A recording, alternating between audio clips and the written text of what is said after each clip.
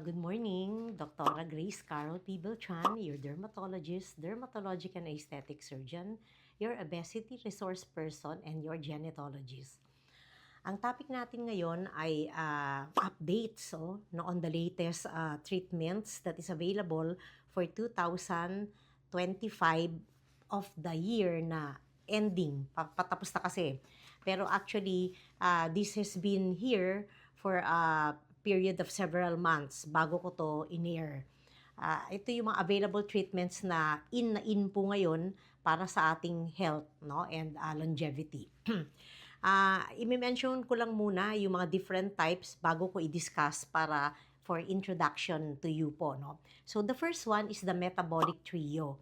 Pag sinabi mong metabolic trio, this is recharging with L-carnitine, yung L-carnitine na substance, and acetylcysteine, NAC, and then the vitamin B complex. That is the metabolic trio. I-discuss ko isa-isa para malaman ninyo kung para saan po sila ginagamit. And then we have the chelation therapy. Lahat ng ito ay parang glutathione drip lang, no, ang ginagawa, no, na meron tayong nakahiga yung pasyente or nakaupo yung pasyente, tapos may merong line na kinakabit, and then we infuse to you all the substances that are needed para magawa natin yung ating purpose, no. Iba-iba po yung purpose sa bawat minention ko po na mga treatment, no. So again, the first one is the metabolic trio, which is a combination of L-carnitine and acetylcysteine, NAC, and the vitamin B complex. And then, the second one is the chelation therapy. Explain natin later on. Minimension ko lang po yung mga pangalan. The third one is NAD4, okay, which is the molecule of life, longevity, and cellular repair. May mention ko din po yan kung para saan po yun, no? Nicotinamide adenosine yung NAD, no? And then the fourth one is the spark of life. We call it the spark of life because it is composed of hydrogen peroxide and the cleansing power of oxygen to remove the oxidative stress that is building up in your system. And then the fifth one is the golden antioxidant called alpha lipoic acid and the alchemy of healing. And then the sixth one is the undoing the damage.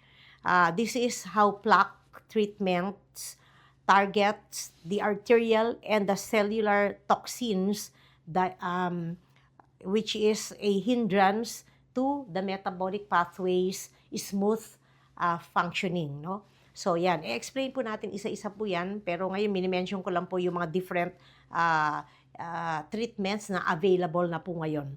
And then the seventh one is the triple defense, which consists of your sodium bicarbonate, high-dose vitamin C, and selenium, which is an integrative oncology treatment. However, some of these treatments might not yet be approved by all of the doctors because only the integrative and functional medical doctors are doing this right now. Kasi sila yung unang nagpalabas nitong mga treatments na to. Pero maybe in the end, after having many patients and after having many cases, and it is proven to be effective and without side effects, that it will be an acceptable treatment. So hindi po lahat ng minention ko ay accepted na in the medical group, no, or in the medical community, kasi some of these are still at its initial stages. So I'm just discussing this to you so that you will know better on which treatment to decide and which one is really for you. And then ayan na po. And then we also have the new peptides. Ang peptides, ginagamit na po natin sa treatment. Napakaganda po, lalo na yung mga pampapayat, no? Pampaalis ng, pampatulong sa cardiovascular mga problems natin, sa mga diabetes problem, at marami pang iba sa ating mental clouding. Napakaganda po ngayon, napakarami po talagang treatment na available. So we have the peptides as the newest treatment again, and then I'll discuss that in a separate video. And the last will be the medical gadgets na available na rin, no, for different indications and different diseases. And kasama na rin po dito yung cancer. So, watch out for the next few videos that will be, that I will be doing for you to increase your knowledge and for you to decide on what treatments you can do for yourself and for your needs. For any more questions, just get in touch through my numbers, and please like and share my account.